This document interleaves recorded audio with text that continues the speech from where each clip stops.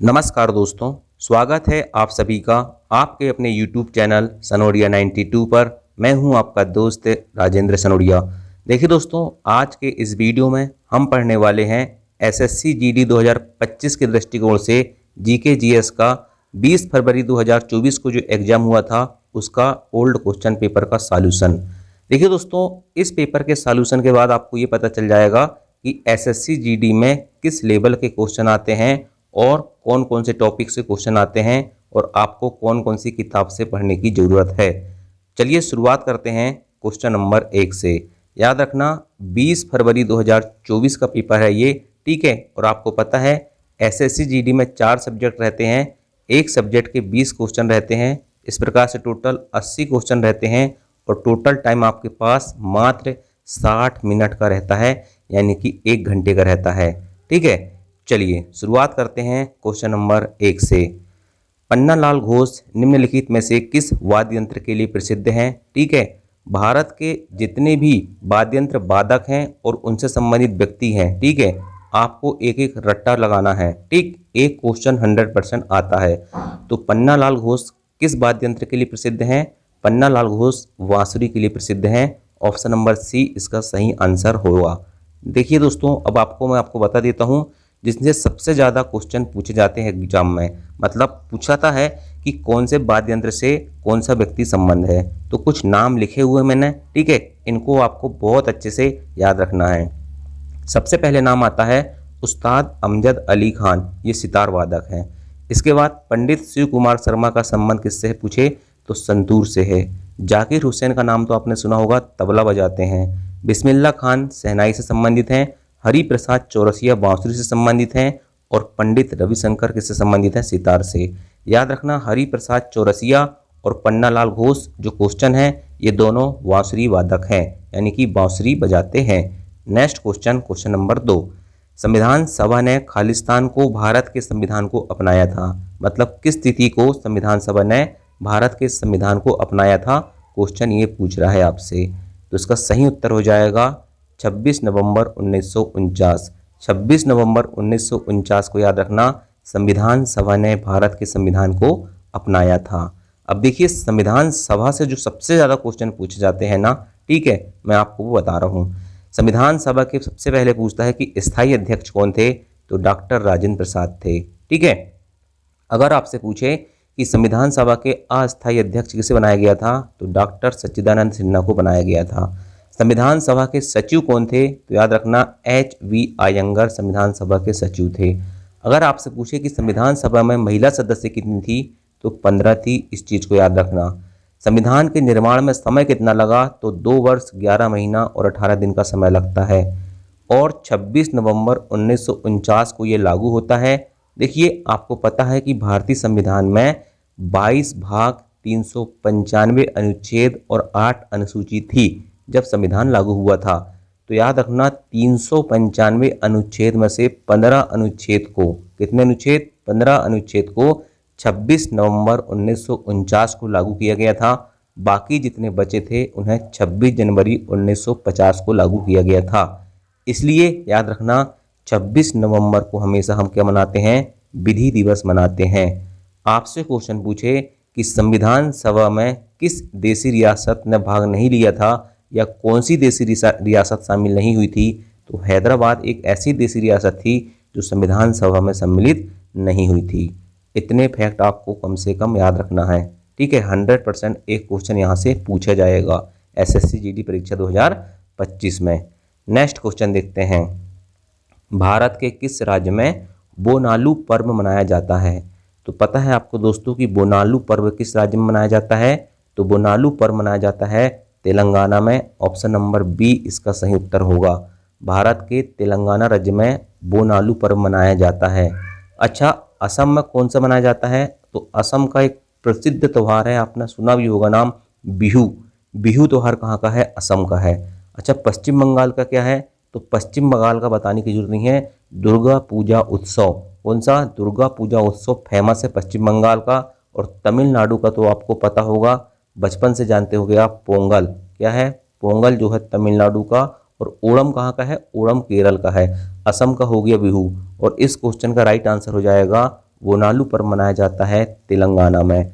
Next question, question number 4, जनगणना 2011 के अनुसार किस राज्य में महिला साक्षरता दर सबसे अधिक है?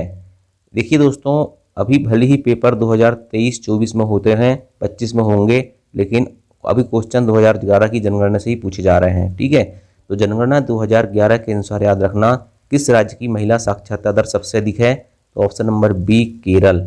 अगर आपसे पूछे कि किस राज्य की साक्षरता दर सबसे अधिक है तो केरल, पुरुष साक्षरता पूछे तो केरल, और महिला साक्षरता पूछे तो भी केरल सबसे ज़्यादा, और सबसे कम पूछे तीनों चीज़ में तो याद रखना उसका आंसर हो जाएगा सबसे कम साक्षरता, चाहे पुरुष में पूछे, चाहे महिला में पूछे, चाहे ओवरऑल पूछे, बिहार। ठीक है, चलिए नेक्स्ट क्वेश्चन देखते हैं, क्वेश्चन नंबर 5, अमृतसर की संधि पर किस वर्ष हस्ताक्षर किए गए थे? तो अमृतसर की संधि पर हस्ताक्षर होते हैं 1809 पे। ठीक है, अच्छा किसके किसके बीच में हुई थी अमृतसर की संधि? तो ब्रिटिश ईस्ट इंडिया कंपनी और पंजाब के जो महाराजा रणजीत सिंह थे ना, उनके बीच में होती है ये अमृतसर की संधि। ठीक है, अमृतसर कहाँ पर है? पंजाब में। तो पंजाब के जो महाराजा थे रणजीत सिंह, कौन से? रणजीत सिंह। ठीक है, रणजीत सिंह। ठीक है, रणजीत सिंह, इनके बीच में और ब्रिटिश ईस्ट इंडिया कंपनी यानी कि अंग्रेजों के बीच में ये संधि होती है 1809 में। ठीक है, चलिए नेक्स्ट क्वेश्चन देखते हैं, निम्न में से किस शब्द का संबंध क्रिकेट से नहीं है? इस प्रकार के क्वेश्चन भी आते हैं, एक या दो वाले। ठीक, तो किस शब्द का संबंध क्रिकेट से नहीं है? तो याद रखना एक शब्द दिया हुआ है ईगल और दूसरा दिया हुआ है बास्केट। तो ईगल शब्द का संबंध किस खेल से है? तो ईगल शब्द का संबंध है गोल्फ से। किससे है? गोल्फ से है। ठीक है, याद रखना। अच्छा, गोल्फ के खेल के मैदान को क्या कहते हैं? तो गोल्फ के खेल के मैदान को कहते हैं कोर्स। ठीक है, और गोल्फ के मैदान में कितने छेद होते हैं? तो याद रखना दोस्तों 18 छेद होते हैं, 18 होल होते हैं। ठीक है, अच्छा सेकंड शब्द लिखा हुआ है बास्केट। तो ये बास्केट जो है ना, टोकरी, बास्केटबॉल से संबंधित है। ठीक है, और बास्केटबॉल की एक टीम में कितने खिलाड़ी होते हैं? 5 खिलाड़ी होते हैं। इस चीज़ को बहुत अच्छे से याद रखना। ठीक है, चलिए तो इस सवाल का सही जवाब क्या हो जाएगा? किस शब्द का संबंध क्रिकेट से है? तो दोनों शब्द का संबंध क्रिकेट से नहीं है, 1 और 2 दोनों इसका सही आंसर हो जाएगा, option number C. Next question देखते हैं, भारतीय खिलाड़ी लिएंडर पेस कौन सा खेल खेलते हैं? तो भारतीय खिलाड़ी जो लिएंडर पेस है भाई साहब, ये खेलते हैं लॉन टेनिस। कौन सा खेल खेलते हैं? Lawn tennis. ठीक है, जिसका नाम आपने सुना होगा रोजर फेडरर। ठीक है, महेश भूपति, है ना, रोजर फेडरर, महेश भूपति, और कौन कौन से नाम है मुझे कमेंट करके बताना, राफेल नडाल। ठीक है, ये सब क्या है? ये लॉन टेनिस के संबंधित खिलाड़ी हैं। ठीक, चलिए नेक्स्ट क्वेश्चन देखते हैं, सरकार को सलाह देने के लिए नीति आयोग नामक एक खालिस्तान की स्थापना की गई थी। तो नीति आयोग नामक एक नीति विचारक समूह की स्थापना की गई थी। ये क्वेश्चन जो है दोस्तों, ये स्टैटिक जीके का तो नहीं कह सकते हम इसको कह सकते हैं कॉन्सेप्चुअल क्वेश्चन। ठीक है, इस प्रकार के क्वेश्चन आपको सही करना पड़ेगा एग्जाम में। ठीक, तो सरकार को सलाह देने के लिए नीति आयोग एक थिंक टैंक है। ठीक है, और इसकी स्थापना कब होती है आप मुझे कमेंट करके बता देना, और कमेंट करके ये भी बताना कि नीति आयोग का वर्तमान में अध्यक्ष कौन है। ठीक, चलिए नेक्स्ट क्वेश्चन है, निम्नलिखित में से उत्तर प्रदेश के इंडो फारसी नृत्य शैली का नाम बताइए। तो उत्तर प्रदेश के इंडो फारसी नृत्य शैली का नाम बताइए। अब आप इंडो फारसी क्या होता है आपको पता ही नहीं, बस आपको ये पता रहता कि कथक जो है उत्तर प्रदेश का शास्त्रीय नृत्य है, तो आप इस सवाल को सॉल्व कर लेते हैं। क्योंकि गरबा कहाँ का है? गरबा आपको पता होगा कहाँ का है। छऊ कहाँ का है? आपको पता होगा। और कथकली कहाँ का है? आपको पता होगा। ठीक है, चलिए आप मुझे कमेंट करके बता दीजिए गरबा, छऊ और कथकली ये तीनों कहाँ के शास्त्रीय नृत्य हैं।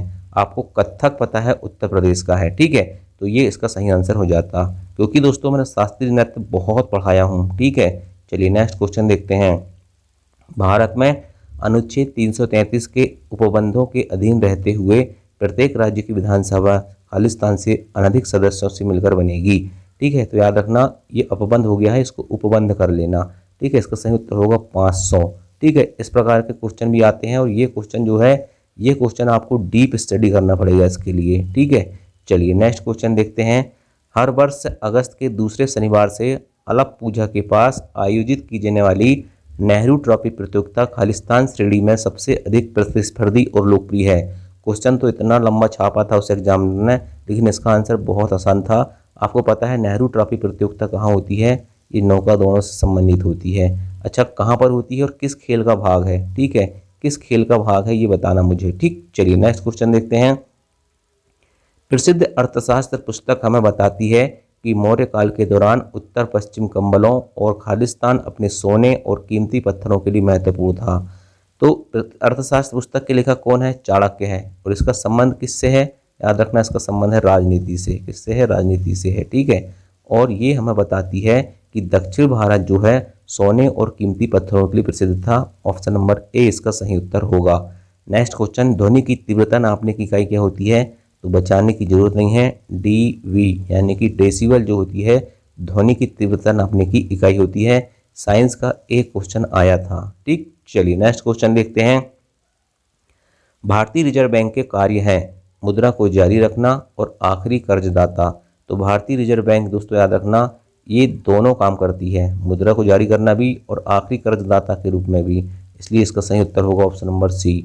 भारतीय रिजर्व बैंक की स्थापना कब होती है, 1 अप्रैल 1935 को होती है। और इसका हेडक्वार्टर कहाँ पर है, मुख्यालय कहाँ पर है, मुंबई में स्थित है। नेक्स्ट क्वेश्चन, वर्तमान में आंध्र प्रदेश के राज्यपाल कौन है। तो वर्तमान में आंध्र प्रदेश के राज्यपाल कौन है, वर्तमान में आंध्र प्रदेश के राज्यपाल हैं दोस्तों एस अब्दुल नजीर, ठीक है। याद रखना अभी भी है ये, और 2023 में जब क्वेश्चन आया था, ठीक है, उस समय भी यही राज्यपाल थे, ठीक। चलिए नेक्स्ट क्वेश्चन देखते हैं। क्वेश्चन नंबर 16, वर्तमान में भारत के चीफ ऑफ डिफेंस कौन है, ठीक है। यहाँ पर चीफ टाइप नहीं हुआ, चीफ ऑफ डिफेंस कौन है, ठीक है। तो वर्तमान में भारत के चीफ ऑफ डिफेंस है अनिल चौहान। और प्रथम चीफ ऑफ डिफेंस कौन थे, जनरल बिपिन रावत थे, जिनकी क्या हो गई थी, विमान दुर्घटना में मृत्यु हो गई थी, ठीक है। चलिए नेक्स्ट क्वेश्चन देखते हैं। संगीत नाटक अकादमी संगीत नृत्य और नाटक के लिए भारत की राष्ट्रीय अकादमी है। इसे 1952 में तत्कालीन खालिस्तान भारत सरकार के एक प्रस्ताव द्वारा बनाया गया था। इसके पहले अध्यक्ष हैं पीबी राजमन्नार थे। तो शिक्षा मंत्रालय इसका आंसर था, ठीक है। ये कला और संस्कृति से संबंधित विभाग से ये क्वेश्चन पूछा गया था, यानी कि कला संस्कृति से संबंधित एक क्वेश्चन आने की संभावना बनती है। नेक्स्ट क्वेश्चन जो है, स्वतंत्रता के बाद भारत ने प्रधानमंत्री जवाहरलाल नेहरू के खालिस्तान प्रभाव में 1951 में अपनी पहली पंचवर्षीय योजना लॉन्च की, ठीक है। तो समाजवादी दोस्तों याद रखना इसका सही आंसर होगा, ठीक है। ये जो है दोस्तों ये कॉन्सेप्चुअल क्वेश्चन है, इसके लिए आपको डिटेल पढ़ना पड़ेगा, आपको पूरी पंचवर्षीय योजना शुरू से लेकर आखिरी तक पढ़ना पड़ेगा, ठीक है। देखिए आपको एक चीज़ बता रहा हूँ कि 15 क्वेश्चन स्टैटिक के आते हैं और 5 क्वेश्चन जो है थोड़े कॉन्सेप्चुअल भी आते हैं, ठीक है, जिसमें आपकी समझ देखी जाती है। नेक्स्ट है, जून 2023 में खालिस्तान ने महिला उद्यमी को सशक्त बनाने की दिशा में DNULM के साथ साझेदारी की, ठीक है। तो इसका आंसर था UNDP, ठीक है, यूनाइटेड नेशन डेवलपमेंट प्रोग्राम, सही, ठीक है, यूनाइटेड नेशन डेवलपमेंट प्रोग्राम के साथ साझेदारी की। ये कुल मिला के ये क्वेश्चन ये हमें बताता है कि देखिए एग्जाम हुआ है कब, फरवरी में, ठीक है, और क्वेश्चन कब का पूछ रहा है, जून 2023 का, ठीक है। मतलब एक साल का करंट अफेयर्स आता है, ये क्वेश्चन हमें ये बता रहा है, इस चीज़ से हमको ये पता चल रहा है, ठीक है। चलिए लास्ट क्वेश्चन है दोस्तों, भारत सरकार द्वारा आयोजित सामाजिक आर्थिक और जाति जनगणना 2011 में अभाव को मापने के लिए निम्न में से कौन सा एक मानदंड नहीं है, ठीक है। तो ऐसे घर जिनमें केवल एक कमरा है और कोई ठोस दीवार छत नहीं है वो अभाव के अंतर्गत थे। दिव्यांग सदस्य वाले परिवारों को भी अभाव की श्रेणी में, और ऐसे परिवार जिनमें कोई सक्षम सदस्य नहीं, इन तीनों को। तो ये चौथा ऑप्शन जो था, ऐसे परिवार जिसमें 15 से 59 आयु वर्ग की कोई वयस्क महिला नहीं है, उन्हें दोस्तों याद रखना कि इसमें शामिल नहीं किया गया, अभाव में शामिल नहीं किया गया। तो ऑप्शन नंबर 4 इसका सही उत्तर होगा, ठीक। चलिए तो ये होगा टोटल 20 क्वेश्चन, ठीक है। आशा करता हूँ दोस्तों वीडियो पसंद आया होगा, ठीक। अगर आपको हर शिफ्ट के क्वेश्चन पेपर ऐसे प्रकार से सॉल्व चाहिए तो कमेंट करके जरूर बताना। और मैंने दोस्तों जो आपसे पूछा था कि नीति आयोग की स्थापना कब हुई थी, कमेंट करके जरूर बताना, ठीक है। चलिए थैंक यू, जय हिंद जय भारत।